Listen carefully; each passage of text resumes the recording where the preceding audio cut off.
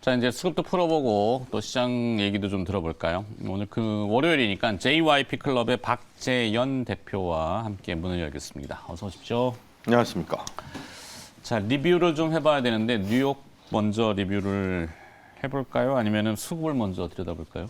뉴욕 뭐 간단하게만 얘기를 해볼까요? 네, 다우지수가 한 500포인트. 많이 빠졌어요 생각보다. 네, 사실 지지난주에 올랐던 거에 비하면 또 이렇게 많이 빠진 것도 아니라서 아까 말씀하신 것처럼 악성의 조정은 아니었다라고 뭔가 막 1점 몇 프로 이렇게 막 나스닥은 그 전날 뭐 다우는 뭐 다음 날 이렇게 빠지니까 야 이건 뭐 무섭다 이렇게 할 수도 있는데 양대 시장이 동시에 빠지거나 뭐 S&P 500 물론 3대 지수라고 하지만 뭐 어쨌든 색깔이 다 같이 다르니까 빠지면 근데 어쨌든 따로따로 빠지니까 뭐 이제 아 다음은 우리 아니야 이런 생각도 많이 하실 텐데 이게 뭐 일단 여러 가지 이슈들이 있는 것 중에서 상충되는 이슈다라고 방금도 얘기하셨지만 딱히 막 이해가 많이 되지는 않아요 이번에 떨어진 것들이. 그래서 뭐 영국에서 코로나 신규 확진자가 9만 명이 넘어갔다. 그래서 뭐 다시 또 진행되는 보도였잖아요. 힘들어진다라고 하고 조금 제가 보면서 약간 기분 나빴던 것도 있었는데 바이든이 이제 오미크론이 미국에서 더 빠르게 확산이 될 거고 접종을 하지 않은 사람에게 심각한 질병과 죽음의 겨울이 기다리고 있다. 뭐 이런 식으로 얘기를 했어요. 스탠스가 바뀐 거죠. 근데 너무 세죠. 네. 그래서 이 너무 센 스탠스는 사실은 지지율이 너무 많이 떨어졌어. 네. 그래서 이제 그러다 보니까 원래 이제 정치를 하는 쪽에서는 지지율이 떨어졌을 때 공공의 적을 찾기 마련이거든요. 그러니까 네. 물론 물가 많이 올라서 당신들이 힘든 것도 맞지만 그게 사실은 내 탓이 아니고 이게 있다. 그러니까 이거를 욕하자 우리라고 얘기를 하고 싶은 거고 백신을 안 맞은 사람들에게 이걸 돌리고자 하는 이런 것들이 좀 보여가지고 좀 많이 좀 다급한가라는 생각을 하게 됐더니 왜 또 더 그랬냐면 이런 말은 했지만 뭐 죽음의 겨울이 기다리고 있다면서 뭐 크루즈, 여행, 항공, 뭐 리조트 이런 데는 또 올랐어요 주가가. 그래서 바이든의 얘기와 원래 뭐 그런 정도 얘기가 나왔으면 컨택트는 거의 뭐 폭락을 했어야 되는데 네. 오히려 컨택트가 괜찮았다라는 점. 그리고 또 미국에서 이제 앞으로 확진자를 셀 때 신규 확진자를 다 안 세고 중환자만 세자 뭐 이런 말이 있대요. 네. 전 신규 세계적으로 확진자- 그 이슈는 공통인 것 같아요. 사망률이 떨어지다 보니까 굳이 이걸 이렇게까지 셀 필요가 있냐 공포 분위기를 조성하게 그래서 중환자를 세자라는 말도 있고 그렇게 세면 아무래도 좀 경제 재개가 빨라질 수 있다라는 점도 기대로 좀 작용을 했던 것 같아요. 근데 그렇게 본다면 뭐 그럼 아무 상관없는 거냐라고 할 수도 있겠지만 환율은 조금 부담스럽습니다. 네. 달러 인덱스가 0.7% 정도 올랐고요. 그나마 다행이라는 거는 달러 인덱스가 오를 때 원달러 환율은 0.1%밖에 2%밖에 안 올라서 좀 상대적으로 원화가 덜 약해졌다라고 보시면 될 것 같고 왜냐면 이제 달러가 세지는 것보다 원화가 더 약해지는 경우가 굉장히 많은데 그러면 이제 외국인들이 빠져나가기가 되게 쉬운 상태가 되는데 네. 그러진 않았다라는 것도 있고 뭐 한국 ETF가 이 MSCI 쪽에서 좀 올랐지만 뭐 신흥국 쪽은 좀 떨어진 뭐 이런 상황이라서 대한민국이 상대적으로 나쁘진 않았다 네. 정도라서 부담을 너무 갖지 마셔라. 미국 오른다고 우리가 다음 날 미국 올랐으니까 우리도 오르는구나라고 했던 날이 최근에 거의 없잖아요. 네. 디커플링이 워낙 심했기 때문에 미국이 좀 조정을 받았다고 해서 간단하게 말로 쫄지 말자라는 말씀을 좀 드리고 시작하고 싶습니다. 네. 그렇죠. 항상 뉴욕 증시를 아침에 이제 브리핑을 해드릴 때 뭐 온란이 떨어졌니, 뭐 때문에 온란이 떨어졌니 이렇게 뭐 얘기를 하는데 그 꼼꼼히 좀 이렇게 분석을 해보면은 성격이 그 질적인 부분이 있잖아요. 네. 악성이냐 아니냐 이것도 있고 뭐 그들이 오르건 그들이 떨어지건 해갖고 꼭 똑같이 답습하는 건 아니니까. 오전장의 물론- 분위기 정도 결정하는. 네. 물론 그렇다고 해서 아침 개장에 우리는 상승 좋진 출발입니다라고 않지만 얘기할 수는 없겠지만. 좋다고 얘기하는 게 아니라. 근데 오히려 또 조정 하락 출발해가지고 밀고 올라오거나 그걸 네. 채우면은 또 다른 걸 수 있죠. 그러려면 이제 수급을 들여다봐야 되는데 지금 외국인 수급을 보면은 명확해요 거의. 난 배당 받을래요.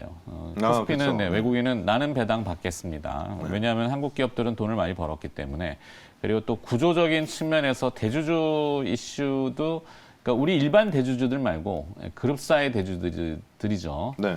배당을 좀 많이 할 것 같다라는 걸 본 것 같고 코스닥은 뭐 쭉 보면 그냥 대충 메타버스 이런 성장주를 아직 잡고 있는 것 같고 기관 투자자들도 좀 보면은 뭐 거의 비슷합니다. 기관 투자자들도 뭐 특별한 내용이 있는 것 같지는 않은데. 그래도 수급이 뭐 특징적으로 좀 보실 거는 오늘 미국 시장 끝나고 나면 이제 마이크론 실적 나올 텐데 네.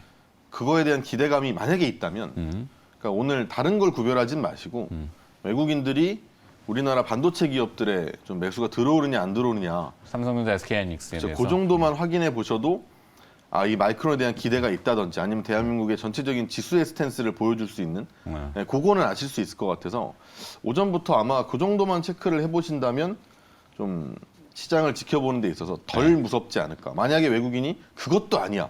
삼성전자, 하이닉스마저 던져요. 그렇다면 조금 불안해하실 수 있다라는 점도 보시면 그냥 딱 그것만 보셔도 여러 가지 챙겨보지 마시고 네. 뭐 수급에서도 뭐 물론 뭐 배당 뭐 이런 거 다 좋지만 우리 또 투자자분들 잘 안 하시니까 그런 거. 네.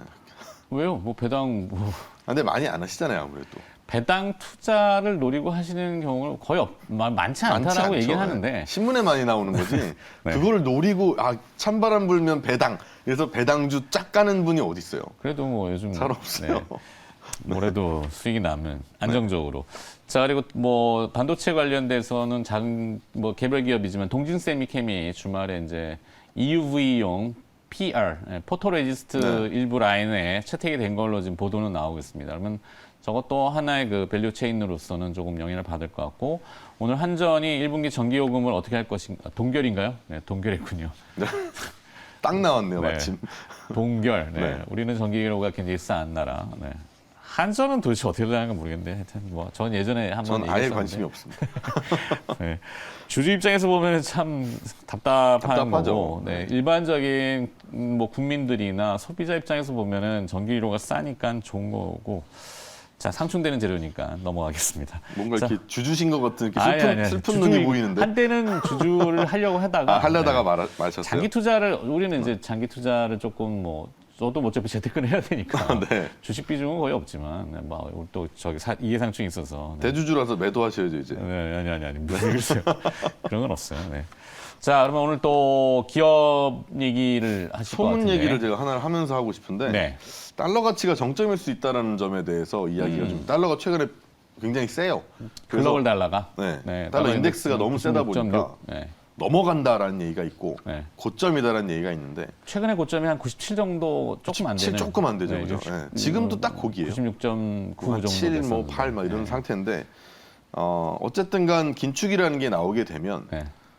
기본적으로 시장 변동성은 세질 수밖에 없고요. 시장 변동성이 세지는 와중에 뭐 안전자산이다 뭐다 뭐 이런 얘기도 있을 수 있고 해가지고 달러가 강해질 수 있는 것도 사실인데 달러 자체가 강한 거랑 또 유로나 아니면은 이 파운드나 네. 뭐 물론 엔화도 표현돼 있지만 영국이 지금 그렇잖아요. 영국 파운드가 네, 아까 말씀하셨지만 일간 9만 명씩 나오고 네, 그렇죠. 뭐 이 가택에 머무른 시간을 더 강조하고 그러면 이제 파운드 약세가 달러를 밀러 올릴까 봐. 맞죠. 뭐 네. 아니면 뭐 유럽 쪽에 뭐 이탈리아나 뭐 스페인이나 프랑스나 독일이나 이런 국가들이 어떻게 되느냐에 따라서 또 유로화가 움직일 수 있기 때문에 그렇죠. 유로화가 약세를 보이면은 달러가 밀려 올라갈 수 있는 부분은 있죠. 그렇죠. 근데 그런 게 나타날 때 항상 옆에서 같이 나타나는 게 증시의 불안감이거든요. 그래서 우리가 뭐 그냥 빅스를 통해서 표현을 하자면 긴축의 근처에 왔을 때의 빅스의 움직임이나 공포지수라는 거의 움직임이 예전에 2015년 뭐 12월 때, 2016년 때 금리를 막 올렸을 때의 빅스보다는 조금 낮아요. 지금 사실. 조금 낮기 때문에 너무 불안하다라는 생각은 안 하셨으면 좋겠고요. 또 중국 위안 저희 저 부조에서 이제 네. 터키 얘기 잠깐 들려주는데 거기는 뭐 터키 리라화죠 리라화. 네. 네. 리라화의 가치가 지금 많이 절하되고 있어서 에르도안 대통령의 시험 때, 그러니까 뭐 물가를 잡기 위해서 네. 계속 지금 뭐 오히려 통화를 절하를 시키고 금리를 내리고. 뭐 요즘 많은 희한한 사람들이 형태를 터키에 하더라고요. 지금 가가지고 집 사고 있다고. 네. 워낙 화폐가 떨어져가지고 그래서 집 사고 있다고. 그렇게 할 수는 없고. 근데 터키까지 보면 주식하기에 머리가 너무 아파서. 네, 그렇죠. 그럼 또 터키는 브라질 패스. 봐야 되고 뭐 많이 봐야 되니까. 하여튼 터키는 넘어가고 뭐 뭔가 도출되면은 그때 하도록 하고. 네. 근데 자, 어쨌든 달러가 지금 이렇게 굉장히 강한 상태에서 더 강할 수 없다라는 게 제가 지난주에서 와서 설명을 드렸었는데 네. 위안화가 이제 유동성을 풀기 시작했다는 거고 중국에서 이제 지준이 유동성을 얘기해 주셨죠. 그렇죠. 풀게 되면 결국은 PMI가 올라가는 게 역사적으로 확인이 되었단 말이죠. 기억하실지 모르겠지만 PMI가 올라가게 되면 당연히 위안화가 세지는 것도 역사적으로 그래왔고 위안화가 세진다라는 건 달러의 고점을 더 올리지 못하게 만드는 요소가 충분히 될 수 있기 때문에 네. 여러분들이 지금부터 좀 집중을 해주셨으면 하는 거는 외국인 지분율이 우리나라에서 많이 떨어졌어요. 2010년 이후에 코스피에서 외국인들이 갖고 있는 지분율의 평균은 34점 몇 프로 뭐 이렇게 되거든요. 네. 11월 한 달은 외국인 순매수가 좀 있었죠. 들어왔죠. 네. 그리고 그래서 또 내일 저점을 찍었어요 그때. 이번 주에는 이제 크리스마스 시즌에 다가오다 보니까 조금 이벤트들이 적긴 한데 네. 내일 우리나라의 아침 개장과 동시에 나올 겁니다. 이 항상 21일쯤 나오는 수출입 지표. 12월 네네, 1일부터 네. 20일까지 수출입 동향을 봤을 때 수출이 또 잘 됐다라고 하면은 이제 우린 원화 강세가 될 수 있고 외국인들 네. 입장에서 보면은 그렇죠. 그것이 이제 들어올 만한 거죠. 순매수의 요인이 될 수 있으니까 오늘 사실 뭐 아침 개장은 퉁 떨어져서 출발할 수 있지만 스물스물 뭘 메꾸러 올라오면 그 가능성이 제일 높다고 봐요. 내일 아침에 수출입 네. 지표 네. 보러 들어오는 거죠. 네. 그럼 그렇다고 제가 외국인이라도 한다면 그렇게 하겠어요. 네. 네. 그렇다면 외국인 보유 비율이 낮아진 기업들 있죠. 그러면서 이익 컨센서스가 말씀하신 것처럼 네. 수출이 흔들리지 않은 기업들, 뭐 이익 컨센이 깨지지 않은 기업들이라면 네. 외국인 지분율이 낮아진 친구들은 들어올 때 그 친구들로 들어온다는 거죠. 결국은. 그래서 이제 좋은 친구들이군요. 그래서 그 좋은 친구 중에 하나를 그렇죠. LG전자 어떤가? LG전자 네, 좀 말씀을 대형주긴 좀 합니다만. 네. 저 맨날 이렇게 대형주도 움직이면 대형주에서 요즘 잘 보는데. 움직여요. 그렇죠? 대형주가 움직일 때는 잘 움직인다. 그렇죠. 또 한 번 움직이면 계속 움직이기 때문에 예전에는 이제 대형주 그러면 개인 투자자들이 좀 등외시하고 소외시하고 그건 몇 퍼센트나 움직이겠어라고 하지만 작년에 맛을 좀 보셨죠. 주식 대기업이 잘 가는 연계된 걸. 선물도 있고 네. 하다 보니까 레버리지도 큰 상품도 있고 그걸 하시라는 건 아닙니다. 그건 아니죠, 그죠? 네. 하지만 충분히 한 번 움직이기 시작하면 잘 갈 수 있기 때문에 네. 또 주가가 많이 낮아져 있는 상태고요. 4분기는 영업이익이 별로 좋진 않습니다. 뭐 전분기 대비해서는 올라가는데 전년 대비해서는 6.7% 빠질 걸로 이번 분기는 전망을 하고 있지만 내년이 괜찮습니다. 내년이 괜찮고요. 이유로 본다면 이제 OLED TV 판매가 증가되면서 시장이 좀 커질 거다라고 하고 있어요. 중국 업체들이 OLED를 채택을 했고요. 그리고 삼성도 QD-OLED 진출을 선언했기 때문에 네. OLED 시장이 커지면 당연히 LG전자가 받을 수 있는 뭐 수혜도 있겠죠. 그리고 OLED TV에서 점유율 1위가 또 LG이기 때문에 TV 사업 내에서 OLED TV 비중이 커진다면 당연히 수익률도 좋아지고, 그러니까 이익 마진이 좋아지겠죠. 당연히 믹스가 좋아지니까. 그래서 LG 전자에 대해서 좋은 생각을 갖고 있고, 그리고 가장 이제 최근에 LG 전자를 좀 보신 분들이라면 전장 부품 얘기들 하실 텐데, 네. 전장 부품은 사실 뭐 이게 다 반도체랑 연결이 되는 거라서 반도체 부품 공급 부족이 해소가 되면 자동차가 좋아질 거다. 거기에 전장 부품 들어가는 것도 좋아질 거다. 그러면 지금까지 수주를 받아놓고 납품 못했던 것들을 이제는 납품을 하는 시기가 오게 되면 내년에 이게 다 매출로 바뀌고 이게 영업이익으로 치환이 된다면 그게 또 LG전자한테는 새로운 기회가 될 거다라고 해가지고요.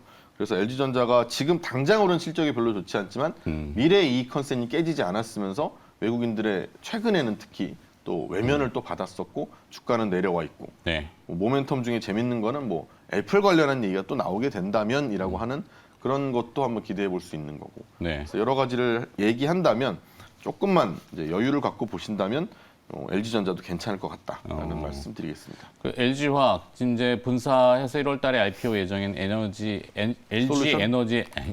에너지 솔루션. 네, 너무 길어요. 엔솔, 네, 엔솔이라고 표현하는. SK-온 너무 짧고 LG 에너지 솔루션은 너무 네, 길어요. LG 엔솔의 그 분담금을 전자가 좀 떠나서 주가가 좀 밀린 그 형태도 있잖아요. 네네.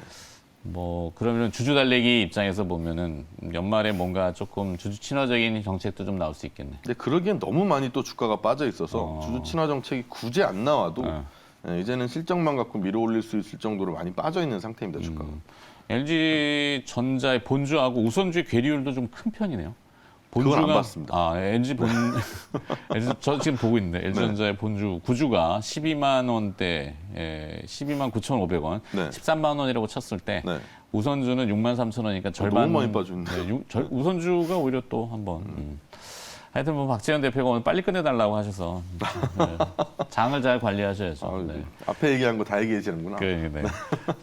겨울에 뭐 아무거나 막 드시지 말고요. 알겠습니다. 네, 장염 때문에 좀 고생하신데도 자리해 주셔서 너무 고맙고요. 땀이 나서. 네, 여기서 마무리하도록 하겠습니다. 고맙습니다. 네, 시장 소문으로 들었었고요. JYP 클럽의 박재현 대표가 수고를 하셨습니다. 고맙습니다. 고맙습니다.